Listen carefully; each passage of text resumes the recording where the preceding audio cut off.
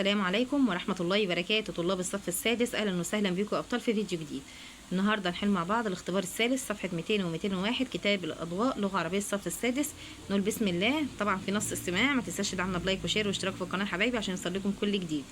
السؤال الأولاني صح وخطأ. مصادفة العقبات علامة للفشل وضرورة للتوقف والاستسلام، هتقول له خطأ.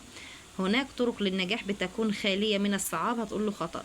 قارن بين المصر والمتردد عند مصادفة عقبة ما، هتقول له المصر ذكي بيحول العقبة إلى محطة للتعلم ويكتشف الحل المناسب لها، أما المتردد فبيتراجع ويستسلم.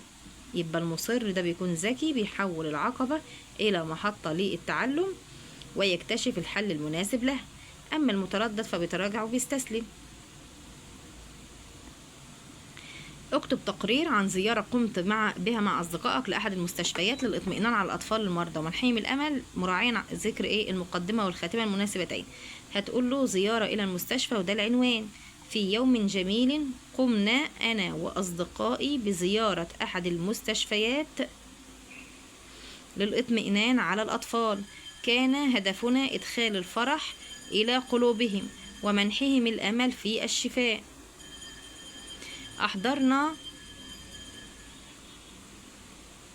معنا بعض الهدايا والبالونات وبحثنا معهم وتحدثنا معهم بابتسامة شجعتهم على الصبر والتفاؤل.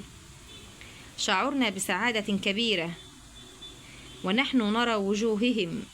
شكرنا الأطباء والممرضين على جهودهم، إنها تجربة تستحق التكرار لأنها بتجعلنا نحس بنعمة الصحة وتزرع فينا حب الخير.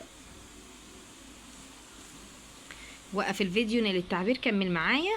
هنا عناية بمعنى اهتمام، مضاد المحبة عكسها الكراهية. الكلمتان التي تنطق بها تحمل معاني، هتقول له هنا تؤثر في نفس السامع. طيب هنا بيقول لك الكلمة مثل السهم إذا خرجت لا يمكن أن تعود. الكلمة سلاح ذو حدين، مثل لذلك كما جاء في الفقرة أهي يا شباب. هتقول له عندما نقول كلمات طيبة مثل أحسنت أو شكرا فإننا نكتسب ود الناس واحترامهم، وعندما نقول كلمات جارحة مثل أنت فاشل أو أنت ضعيف فإننا نترك آثار سيئة لا تنسى. دي إجابة السؤال رقم ج. طب رقم د، كيف نتجنب قول الكلمات الجارحة اللي بتؤذي الآخرين؟ هتقول له نتجنب قول الكلمات الجارحة بإن احنا نختار كلماتنا بعناية ونجعل حديثنا مليئا بالخير والمحبة، ونتذكر دائما أن الكلمة مثل السهم. دي إجابة السؤال رقم د. دي صفحة 200. يلا بينا يا شباب على صفحة 201. صفحة 201 بيقول لك هداه بمعنى مرشدون. مفرد الهمم، هتقول له الهمة. صح وخطأ. يدعون الشاعر للسير نحو طريق الشرف والعزة، صح. يا بطل بيقول لك ان الابيات تعبير مجازي، هتقول له الى المجد. صور المجد بمكان نذهب اليه.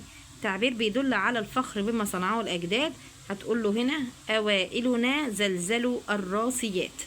هنا القواعد النحوية: العاملون مهتمون بعملهم وكل منهم يبذل جهده ليكون من الناجحين. الناجحين هنا اسم مجرور علامة جره الياء لأنه جمع مذكر سالم. في مستقبل مشرق، فاحرص على أن تكون مثلهم لعلك تنفع وطنك فهم أساس بناء الأوطان. بناء الأوطان أنا عندي معرفة بعد نكرة مضاف إليه مجرور علامة جره الكسرة. طيب استخرج لي اسم نكرة، هتقول له أمل وكلمة كبير. طيب أنا عايزة اسم معرفة وحدد نوع العاملين، ودي معرفة بأل. خبر وحدد نوع، هتقول له كلمة مهتمون. العاملون مهتمون ده خبر اهي وخبر مفرد.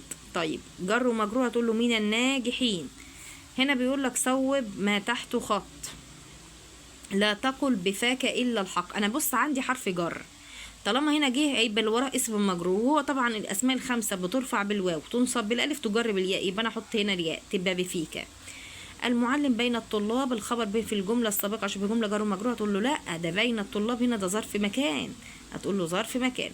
الرجل قوي الهمة، اجعل الخبر جملة اسمية وغير، هو هنا مفرد، هقول له همته قوية، هزود له هنا ها وهعمل عملية مقص، يبقى الرجل همته قوية.